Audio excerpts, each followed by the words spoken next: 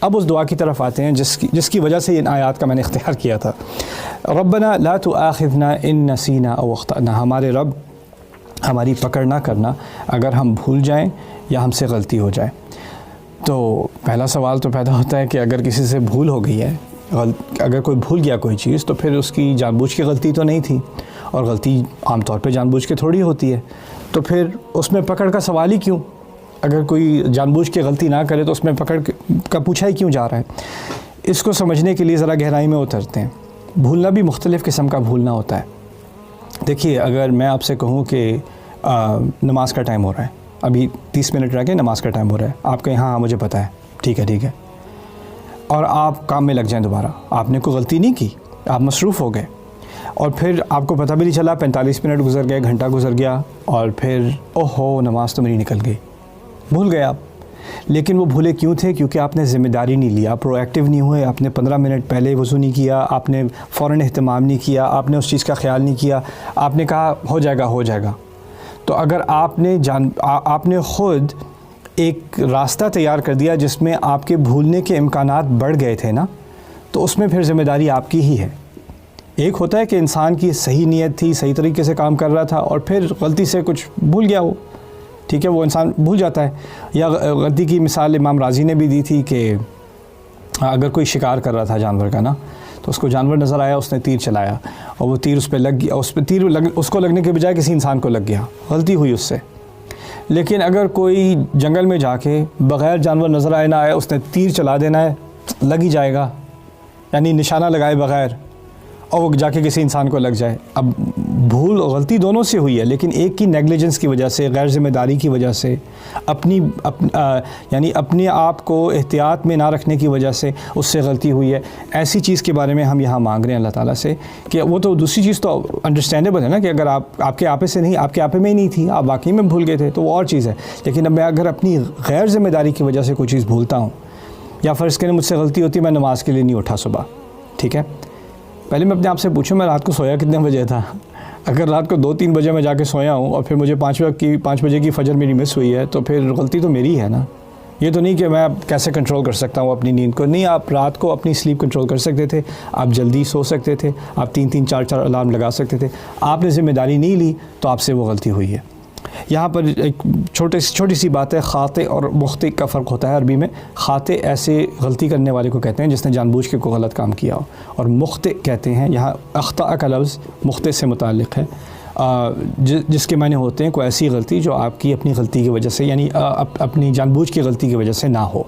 تو ربنا لا تؤاخذنا ان نسینا او اخطأنا، ربنا ولا تحمل علينا اصرا كما حملته على الذين من قبلنا، ہمارے رب ہمارے اوپر ایسا بوجھ نہ ڈال دیجئے.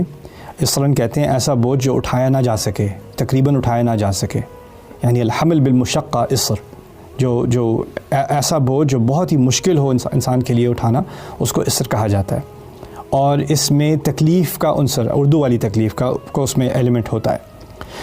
حمل علی، یہاں تحمل علینا میں نے ترجمہ کیا ہمارے اوپر لاد نہ دیجیے، ہمارے بوجھ نہ ڈال دیجیے ہمارے اوپر ایسا جیسا کہ آپ نے ہم سے پہلے والوں پر، بہت سے پہلے آنے والوں پر ڈالا تھا. اس میں کس بات کی طرف اشارہ ہے؟ اس میں یہ نہیں کہا جا رہا کہ ہمارے اوپر بھی نماز نہ لائد کر دی جس طرح آپ نے پچھلے والوں پر نماز کا فرض کیا تھا، یا ہم پر بھی حلال حرام کے رولز نہ دے دیجئے جیسے آپ نے پچھلے والوں کو دیے تھے، جیسے بنی اسرائیل کو دیے تھے. اصل میں بات میں اشارے کا جواب جو ہے تأمل کے ساتھ وہ اسر سے نکلتا ہے اور حمل اعلیٰ سے نکلتا ہے. حمل اعلیٰ عربی میں پہلے استعمال ہوتا تھا جس طرح ہم اردو میں کہتے ہیں نا حملہ کرنے کے لیے. اگر آپ نے کسی پر حملے کا بوجھ ڈالا ہے، آپ نے کسی کو اٹیک کیا ہے، تو اس کے لیے حمل اعلیٰ کا لفظ یہ تعبیر استعمال ہوتی تھی. اسی سے مجازاً نکلا ہے کہ حمل اعلیٰ عربی میں استعمال ہونے لگا آپ نے کسی پر ایسا بوجھ ڈالا جو اس کو مناسب نہ ہو یا اس سے وہ انکمفرٹیبل ہو جائے. یہاں اشارہ اس بات کی طرف ہو رہا ہے کہ سورۃ البقرہ میں پہلے اللہ تعالیٰ نے بنی اسرائیل کے بارے میں بات کی اور ان کے بارے میں ہمیں بتایا کہ انہوں نے جب اللہ کی نافرمانیاں کی یا اللہ کے احکام کا مذاق بنایا تو اللہ تعالیٰ نے ان پر اور شدید احکام ڈالے، ایسے احکام جس سے تکلیف ہو. اصل میں یہ سمجھ لیں قرآن کا فلسفہ کیا ہے کہ قرآن کے جو اللہ کے جو احکام ہوتے ہیں نا، جو چیز فرض ہے، واجب ہے یا کوئی حرام چیز ہے جس سے دور رہنا ہے، اس سب کا مقصد کیا ہے؟ انسان کے لیے آسانی پیدا کرنا. یرید اللہ لیخفف عنکم، اللہ نے واضح الفاظ میں کہہ دیا اللہ چاہتا ہے کہ تمہارا بوجھ تمہارے لیے ہلکا کر دے.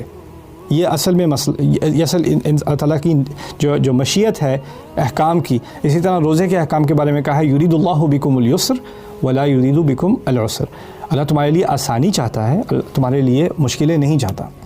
لیکن بنی اسرائیل کی ایک خاص تاریخ ہے.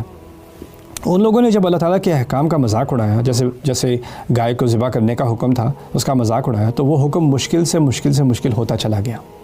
اسی طرح انہوں نے اللہ تعالیٰ کی نافرمانی کی تو ان کو 40 سال جو ہے وہ صحرا میں گھومنا پھرنا پڑا, یتیہون فی الارض. یعنی انہوں نے جب بھی اللہ تعالیٰ کی نافرمانی کی, اللہ تعالیٰ نے ان پر ریسٹرکشن اور ڈال دی. یہ ایک سزا تھی ان کے اوپر. اسی کی طرف اشارہ کیا گیا ہے اور جگہ پر, اور اللہ تعالیٰ نے کہا کہ قرآن کے آنے سے جو سزائی احکام ان کو دیے گئے تھے, جو پالیسیز ان پر ڈالی گئی تھیں جو ان کے لیے زندگی مشکل کر رہی تھیں, انہوں نے وہ کمائی تھیں اپنی غلطیوں کی وجہ سے, ان کو ہٹانا بھی قرآن کے مقاصد میں سے ایک مقصد ہے. اسی لیے کہا ہے وَيَضَعُ عَنْهُمْ إِصْرَهُمْ وَالْأَغْلَالَ الَّتِي كَانَتْ عَلَيْهِمْ, کہ ان پر سے وہ بوجھ اور وہ زنجیریں ہٹائیں جو ان پر لگی ہوئی تھیں. یعنی ان کی شریعت کو زنجیریں نہیں کہا جا رہا, کیونکہ میں نے آپ کو کہا تھا اللہ کی شریعت کا مقصد ہوتا ہے بوجھ کو ہلکا کرنا, وہ زنجیریں نہیں ہوتی, وہ بوجھ نہیں ہوتی. یہاں پر اشارہ ہو رہا ہے اس کی طرف کہ ان کو اپنی نافرمانی کی وجہ سے جو مشکل رولز دیے گئے تھے, پینلٹیز دی گئی تھیں, ان کو ہٹوایا گیا ہے. قرآن کو مان لیں گے تو وہ ساری چیزیں ہٹ جائیں گی. یہاں پر ہم نے اللہ تعالیٰ سے دعا مانگی ہے کہ جس طرح آپ نے ان پر پینلٹی ڈالی تھی, آپ نے ان کے احکام مشکل کر دیے تھے ان کی نافرمانی کی وجہ سے, ہمارے ساتھ ایسا نہ کر دینا, ہمارے ساتھ زیادہ مزید رحم کریں. یہ تو ہم نے یہ درخواست کی, اور جب یہ دعا نازل ہوئی ہے تب قرآن پورا نازل نہیں ہو چکا تھا, تو ابھی بہت سارا قرآن آنا بھی تھا. تو ہو سکتا ہے کہ ہم میں سے کچھ کی غلطیوں کی وجہ سے, منافقون کی غلطیوں کی وجہ سے, ضعفاء جو کمزور مسلمان ہیں ان کی غلطیوں کی وجہ سے ہو سکتا ہے مشکل آیات نازل ہو جائیں, جس طرح بنی اسرائیل پر مشکل آیات نازل ہوئی تھی. تو ہم نے وہیں پہ دعا مانگ لی, ربنا ولا تحمل علینا اصرا کما حملته علی الذین من قبلنا. پھر اس کے بعد, اور یہ اللہ تعالیٰ کی بڑی رحمت ہے کہ اللہ تعالیٰ نے اس دعا کو, ہم جب بھی یہ دعا مانگیں تو اس میں ہماری پرسنل زندگی کا بھی تعلق ہے کہ اللہ تعالیٰ ہمارے اوپر ایسی مشکلات نہ ڈال دے ہماری اپنی غلطیوں کی وجہ سے. جیسے پچھلے والوں نے غلطیاں کی تھیں تو ان کے لیے زندگی میں مشکلیں آ گئی تھیں. تو ہم اللہ تعالیٰ سے یہ دعا کر رہے ہیں. پہلے تو ہم نے معافی مانگ لی, پھر اس کے بعد ہم نے کہہ دیا کہ ہم سے غلطی ہو جاتی ہے, اگر غلطی ہو جائے تو ہمیں معاف کر دیجئے, کیونکہ اگر معاف نہ کیا گیا تو ہو سکتا ہے زندگی میں اور مشکلات آ جائیں گی. تو پھر اس کے بعد کہا ہے ربنا ولا تحملنا ما لا طاقت لنا به, ہمارے رب ہم پر ایسا بوجھ نہ ڈالیے گا جس کی ہمیں طاقت ہی نہ اٹھانے کی.